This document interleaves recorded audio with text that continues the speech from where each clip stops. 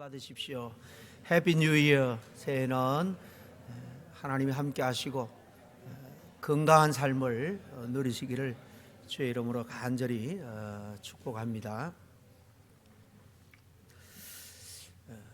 희망찬 새해가 밝았지만 우리들 중에는 마음이 이렇게 기쁨보다는 조금 무거운 마음으로 새해를 시작하는 분들도 없지 않아 들어 있을 줄로 압니다. 아니, 대부분 기대보다도 어쩌면 올 한 해 또 우리의 삶의 현장이 어떤 변화가 있을까, 어떤 소용돌이가 닥쳐올까 염려로 시작하는 분들도 없지 않아 있을 줄로 압니다. 계속해서 물가는 오르고 미래는 불투명하고 연세 드신 분은 건강 문제, 또 자라나는 자녀들이 있는 분은 우리 자녀들 문제들까지 생각하면 마음이 참 무거워질 겁니다. 스마트폰을 열면 매일같이 어두운 불안한 그런 뉴스가 쏟아지고 있습니다. 그래서 어느새 우리는 걱정이 기본값이 된 그런 시대를 살아가고 있는 게 아닌가 생각을 해봅니다. 여러분, 오늘날과 같은 이 불확실한 이런 불확실성의 시대에 무엇을 우리가 붙들고 살아가야 하겠습니까? 오늘 새해 벽두에 주님께서 직접 주옥 같은 가르침으로 우리에게 주신 이 산상수훈 중에서 좀 긴 말씀을 함께 좀 묵상하고 나누기를 원합니다. 이 본문 말씀은 바로 불투명한 미래로 인해서 걱정과 염려를 품고 살아가고 있는 우리의 마음을 잘 아시고 주시는 귀한 위로와 또 교훈의 말씀입니다. 오늘 말씀에 의하면 예수님은 우리에게 걱정하지 마라, 걱정하지 마라, 염려하지 마라 이렇게 같은 의미의 말씀을 3번이나 반복합니다. 그런데 그 말씀은 현실을 무시하면서 살아라, 세상이 어떻게 변하든 그런 말씀은 결코 아닙니다. 오히려 어디에 서서 무엇을 바라보며 살 것인가를 이 불확실성 시대에 분명히 하라라는 말씀으로 우리를 초대하고 있습니다. 오늘 우리는 이 말씀을 통해서 주님의 약속 위에 굳게 서서 새해를 더욱더 담대하게 정말 하나님 앞에 은혜를 누리며 감사가 넘치는 삶을 살아갈 수 있기를 간절히 축복합니다. 먼저 오늘 읽은 말씀 앞에 3절을 보면은 주님은 우리에게 너희는 무엇을 가장 귀하게 여기는가라는 질문으로 이 말씀을 시작하고 있는 것을 봅니다. 19절 오늘 읽은 첫 번째 말씀입니다. 주님이 이렇게 시작하죠. 너희를 위해서 보물을 땅에 쌓아두지 말라. 거기는 좀과 동녹이 하며 녹선다는 거예요. 이 녹을 말하는 겁니다. 도둑이 또 구멍을 뚫고 도둑질 하느니라 그랬습니다. 보물은 단순히 값나가는 보석이나 돈만을 말하지 않습니다. 보물이라는 것은 우리가 아주 귀하게 여기는 그 어떤 것을 사실 의미합니다. 그러므로 보통 우리들의 시간과 에너지와 정성과 관심, 우리의 마음이 집중되는 곳, 우리 마음이 모이는 곳이 바로 우리의 보물인 거예요. 물론 세대별로 마음을 쏟게 되는 보물 다 다를 줄로 압니다. 젊은 세대 우리 청년들, 청장년들은 보물로 여기기 쉬운 것이 뭘까? 아마 인정받는 게 아닐까 생각을 합니다. 그리고 이 젊은 세대는 미래의 가능성에 대해서도 많은 에너지를 쏟습니다. 그래서 학벌을 계속 쌓아가고 자격증을 모으고 여러 가지 경력들을 계속 쌓아가면서 내가 내밀 수 있는 레주메 이력서를 아주 풍성하게 만들기를 원합니다. 이런 것들이 사실 우리 젊은이들의 보물이 될 수 있고요. 특별히 우리 젊은 사람들, 요즘 연세 드신 분들도 많이 관심이 많은데 주식이나 코인을 하시는 분들은 늘 스마트폰을 들고 자신이 보유한 그 주식, 코인 가격의 변동을 따라서 일비하면서 살아가죠. 주식이나 코인의 가치를 보여주는 그래프가 내려가면 하루 내내 기분이 내려가고 누군가의 평가 한마디에도 이런 마음이 흔들린다면 우리는 이미 그곳에 사실 우리의 보물을 두고 있는 겁니다. 중장년과 우리 노년 세대는 대개 경제적인 안정, 특별히 건강을 보물로 여기지 않을까 생각합니다. 생활 전선에서 이제 은퇴하고 또 장년도 지나고 노년으로 접어들면서 가장 큰 보물은 힘이 없을 때 내 삶을 안정되게 유지해 줄 수 있는 경제적인 부분이 아닌가 생각합니다. 그리고 건강이죠. 노후 대비를 잘해서 경제적으로 걱정이 없거나 건강에 살아가는 것, 이것을 최우선적으로 생각하게 됩니다. 그리고 중장년에게 특별히 우리 자녀들은 보물 중에 보물이죠. 자녀들의 학업, 진로, 그들의 결혼 문제 등등 자녀들에 대한 지대한 관심을 가지고 살아가게 됩니다. 그래서 기도 제목이 대부분 자녀들입니다. 자녀들이 잘 되는 것을 위해서 늘 기도하죠. 그만큼 우리 마음이 거기에 가 있는 겁니다. 그렇지만 우리가 참 조심해야 될 것이 한 가지가 있습니다. 자녀를 사랑하는 것과 자녀를 하나님보다도 앞세우는 것은 전혀 다른 문제라는 거예요. 자녀가 보물이 되면 하나님의 뜻보다 자녀의 성공이 더 중요해지기 때문에 자녀가 알게 모르게 우리 마음의 중심, 우상의 자리를 차지하게 될 수도 있다는 것입니다. 젊은이든 중장년 혹은 노년이든 세대는 달라도 공통점은 한 가지가 있습니다. 보물은 다르지만 마음을 묶는, 우리 마음이 묶이는 그 방식은 같다는 거예요. 젊은이는 앞으로 어떻게 될까, 어떻게 성공할까에 거기에 우리의 마음이 묶입니다. 중장년은 지금까지 유지한 그런 명예 쌓아 올린 것들, 건강이든 부든 어떻게 이러면 안 될 텐데 하는 걱정에 묶입니다. 노년 세대는 노후 자금이 부족함 없고 병에 걸리지 말고 늘 건강하게 노년에 살아야 될 텐데 이런 걱정에 사실 우리는 다 묶입니다. 그래서 예수님은 세대를 가리지 않고 우리에게 오늘 이렇게 말합니다. 너희를 위하여 보물을 하늘에 쌓아두라. 그러나 예수님은 금지부터 하지 않습니다. 대신 더 안전한 것을 가르쳐 줍니다. 오직 너희를 위해서 하늘을 어디에요? 보물을 하늘에 쌓아두라 그러죠. 하늘의 보물은 빼앗기지 않기 때문이란 겁니다. 여러분, 그러면 하늘의 보물이 뭘까요? 우리가 깊이 마음을 두고 쌓아야 될 하늘의 보물. 하늘에다 돈을 쌓을 수는 없는 문제죠. 이 보물은 바로 우리 모든 인생의 생명까지도 포함해서 우리 삶의 주인 되시는 하나님과의 관계, 릴레이션십이 관계 자체를 말하는 거예요. 하늘의 보물은 물건이 아니라 하나님과의 관계입니다. 하나님을 신뢰하는 믿음, 하나님을 사랑하는 마음을 통해서 예수 그리스도를 통해서 맺어진 하나님 아버지와 하나님의 백성, 자녀로서의 관계를 확고하게 하는 겁니다. 이게 영원히 사라지거나 빼앗기지 않는 진짜 보배 중에 보배라는 거예요. 왜냐하면요, 이 하나님과의 믿음으로 세워진 이 긴밀한 관계를 통해서 우리는 영생을 얻습니다. 천국을 보장받는 거예요. 그리고 이어서 하나님이 갑자기 눈 이야기를 하죠. 22절과 23절 말씀입니다. 눈은 몸의 등불이니 그러므로 내 눈이 성하면 온몸이 밝을 것이요 눈이 나쁘면 온몸이 어두울 것이니 그러므로 내게 있는 빛이 어두우면 그 어두움이 얼마나 더하겠느냐, 그렇게 말씀하죠. 예수님은요, 눈은 몸의 등불이다라고 말씀합니다. 이 말은 굉장히 중요합니다. 여기서 말한 눈이라는 것은 단순히 우리의 이 시력을 말하는 게 아니에요. 눈이 좋다 나쁘다 이 시력을 말하는 거예요. 성경에서 눈은 종종 우리 마음의 방향을 말하는 거예요. 우리의 시선, 우리의 관점, 인생을 바라보는 초점을 의미합니다. 쉽게 말하면 무엇을 중요하게 보느냐는 거죠. 무엇을 기준으로 판단하느냐는 거예요. 마음의 눈입니다.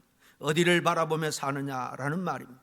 그래서 이 말씀은 무엇을 보느냐가 아니라 어떻게 보느냐에 관한 말씀인 겁니다. 또 눈은 몸의 등불이라고 할 때 이 등불은 길을 밝히는 역할을 하죠. 등불이 밝으면 길이 잘 보여서 안전하게 갈 수 있습니다. 그러나 등불이 어둡거나 꺼지면 위험에 처할 수밖에 없습니다. 예수님의 뜻은 우리 인생의 삶이라는 것은 그 사람이 무엇을 기준으로 세상을 바라보느냐에 따라서 그 인생이 소망 가운데 밝아질 수도 있고 어두워질 수도 있다는 말입니다. 같은 현실을 살아도 어떻게 보느냐에 따라서 삶의 빛이 달라집니다. 삶의 빛깔이 달라진다는 거예요. 똑같은 상황을 보면서도 어떤 사람은 두려움을 봅니다. 어떤 사람은 오히려 그 상황 속에서 기대를 가지고 하나님께서 주신 약속을 붙들게 됩니다.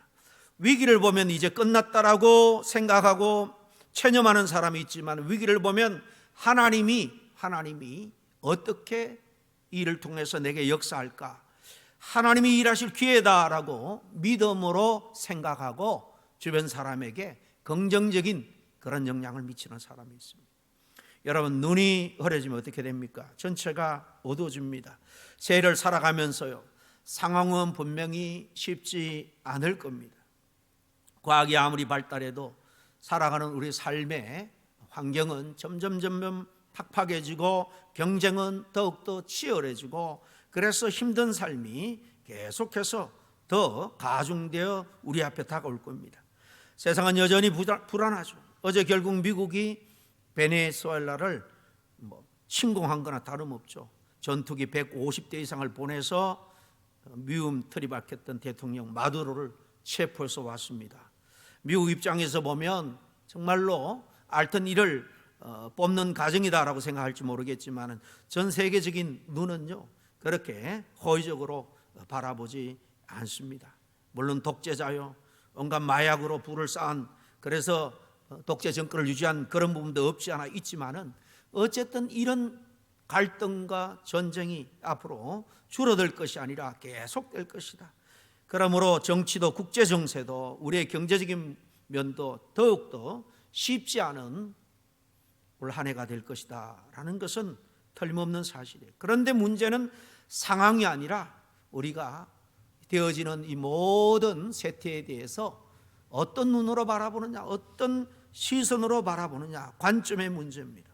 우리는 뉴스를 통해서 세상을 보면서요, 믿는 자들은 결국 하나님의 약속의 말씀, 그것을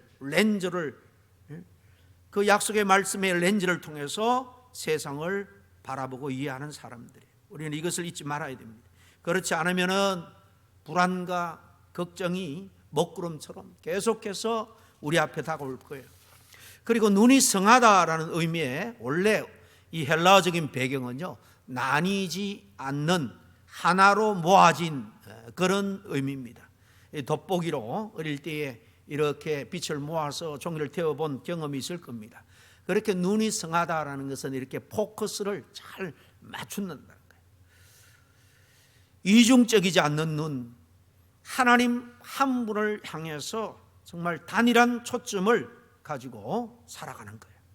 문맥상 이 앞뒤에는 보물과 뒤에 두 주인에 대한 말씀이 나옵니다. 그렇기 때문에 눈이 성하다라는 말은 앞뒤 문맥상 고려해 보면 하나님께 보물을 두고 하나님을 인생의 기준으로 삼는 눈을 말하는 것입니다. 반대로 눈이 나쁘면 어떻게 될까요? 눈이 나쁘다는 것은 탐욕적인 눈, 분열된 이중적인 기준의 눈을 말합니다. 하나님을 바라보면서도 세상도 동시에 잡으려는 눈을 말하는 것입니다. 하나님을 믿는다고 해서 세상 밖으로 나가라는 말은 결코 아닙니다. 이제 뒤에 나오겠습니다만은 여러분, 중심의 문제, 우선순위의 문제. 그래서 다음 24절과 25절 말씀으로 이제 자연스럽게 이어지는데요, 24절 말씀을 먼저 보겠습니다. 한 사람이 두 주인을 섬기지 못할 것이니 너희가 하나님과 재물을 겸하여 섬기지 못하느니라. 너희가 하나님과 재물을, 세상을 겸하여 섬기지 못한다 그랬습니다. 요즘 젊은이들 보면요, 컴퓨터를 통해서 일하면서도 또 별일을 동시에 여러 가지 합니다. 멀티태스킹이라고 말하죠. 그러나 신앙에 있어서는 멀티태스킹이 없습니다. 여기 보면 겸하여 섬기지 못한다라고 말하잖아요. 많은 사람들이 이렇게 생각합니다. 하나님도 섬기고 돈도 잘 벌면 얼마나 좋습니까? 틀린 말은 아니에요. 신앙도 있고 현실 감각도 있어야죠. 그런데 주님은 오늘 말합니다. 중심을 두되 똑같이 겸하여서 둘 수는 없다, 그 말입니다. 문제는요, 돈을 버느냐 마느냐가 아닙니다. 돈이 하나님 자리에서 나를 지배하느냐 나를 다스리냐, 그래서 돈에 매여 살아가느냐 하는 문제입니다. 새해를 살아가면서 우리는 끊임없이 선택하게 됩니다. 더욱더 편안한 삶, 안정된 그런 삶을 선택할 것인가, 아니면 힘들어도 하나님의 명령에 순종하는 삶을 택할 것인가, 아니면 끊임없이 세상을 쫓아다니는 그런 염려를 택할 것인가 아닌가, 아니면 그 중에서도 하나님 바라보고 믿음을 택할 것인가. 우리 주님은 너희가 무엇에 굳게 서 있는지 오늘 우리에게 한번 점검을 해보라 라고 말씀하고 있는 거예요. 하나님을 섬기면서 동시에 온갖 세상 그 염려를 주인으로 모실 수는 없다는 겁니다. 염려는 우리에게 이렇게 말합니다.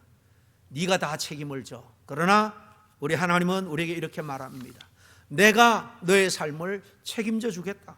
끊임없는 하나님의 이 말씀의 약속이 바로 그거잖아요. 내가 너의 주인이다. 내가 책임자다. 너의 생명은 내 손에 달려있다 라고 말합니다. 여러분, 우리는 백수를 해도 짧은 나그네 같은 한평생을 살다가 다 떠날 수밖에 없습니다.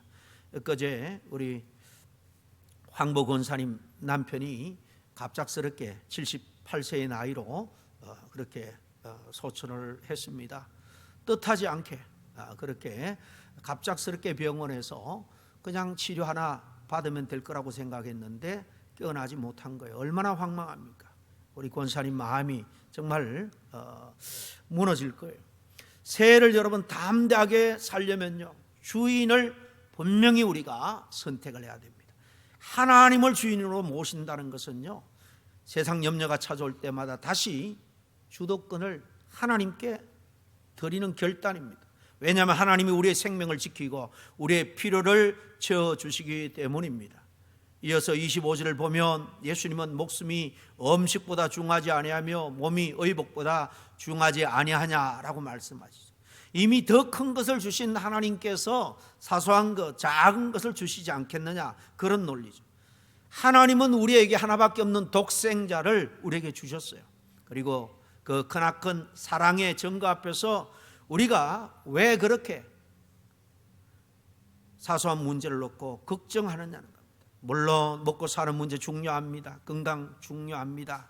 그러나요, 그 모든 것 위에 하나님이 계심을 우리가 믿어야 돼요.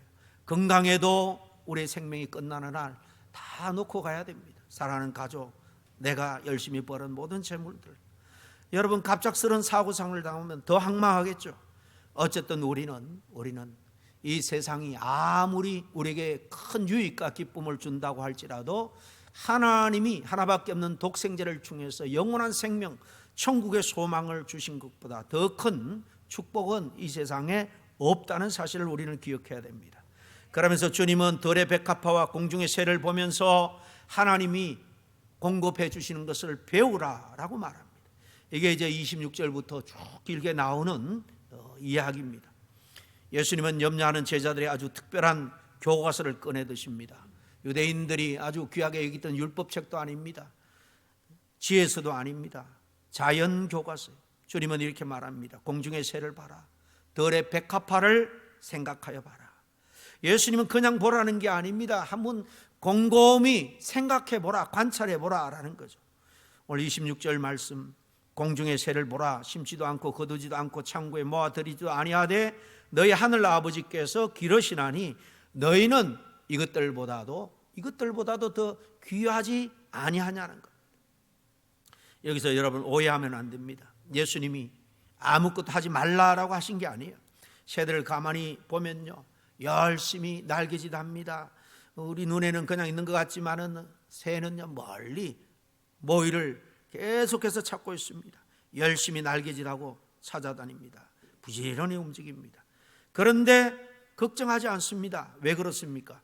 새에게는요, 창고는 없지만은 이 자연을 통해서 자연을 통해서 우리에게 먹이를 공급해 줄 것이다.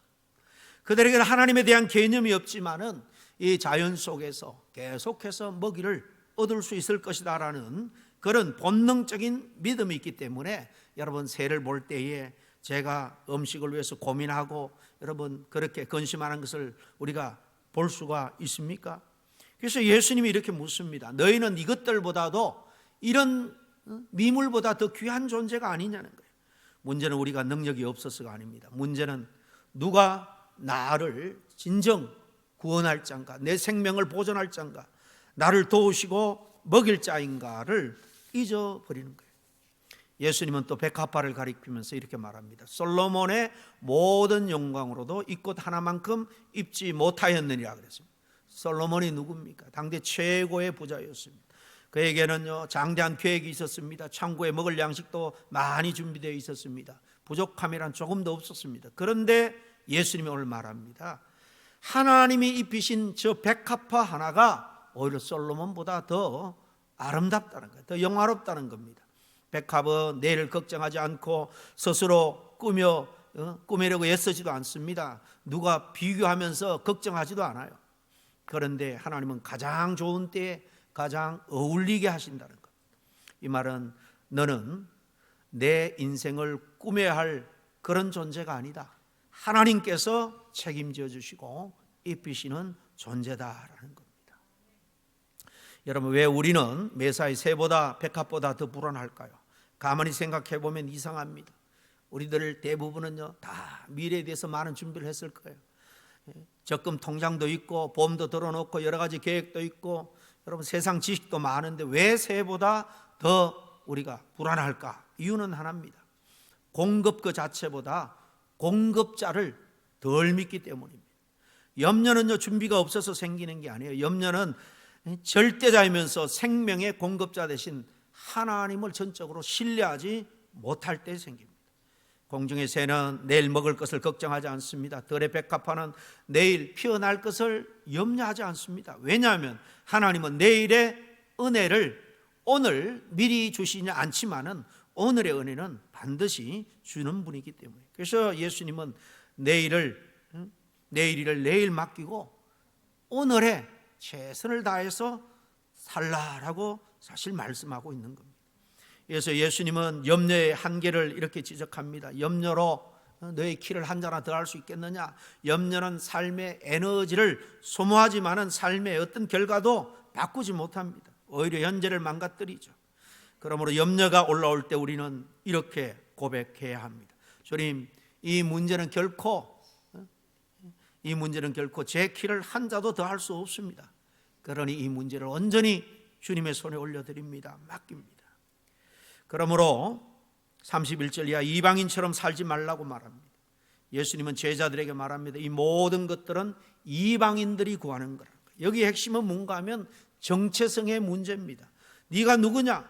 너는 전능하신 하나님께서 구원하신 하나님의 자녀라는 사실, 이에 대한 분명한 아이덴티티를 가지고 살아야 하는 거예요.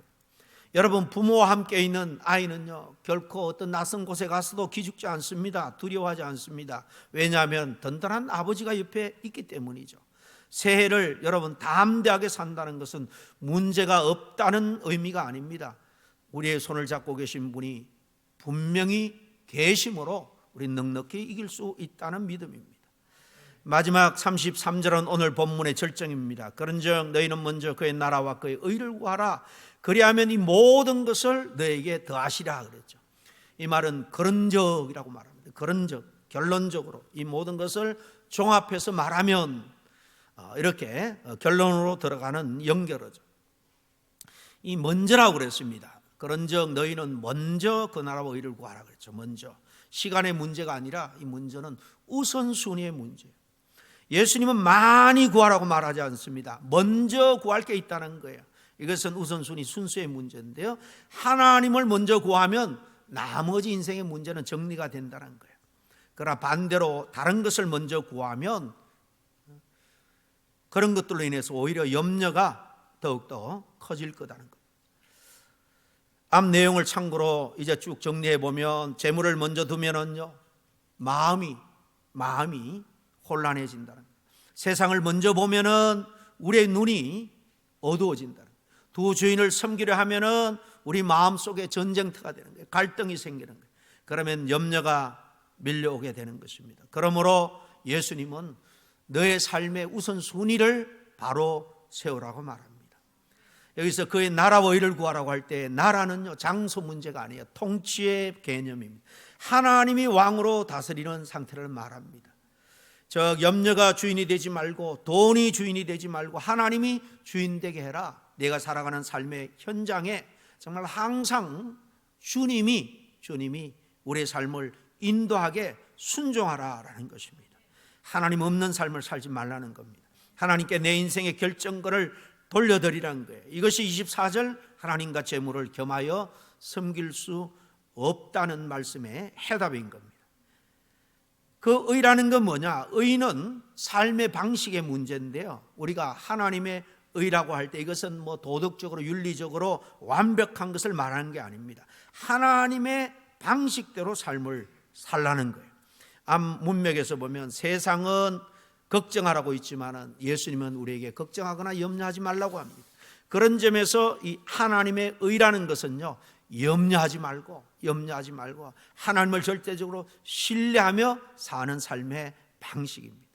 구체적으로 하나님의 약속을 굳게 붙들고 사는 겁니다. 성경의 책이 여러분 뉴 테스트먼트, 올드 테스트먼트, 구약과 신약으로 되어 있잖아요. 이 약이 약속이에요. 계약이고 약속입니다.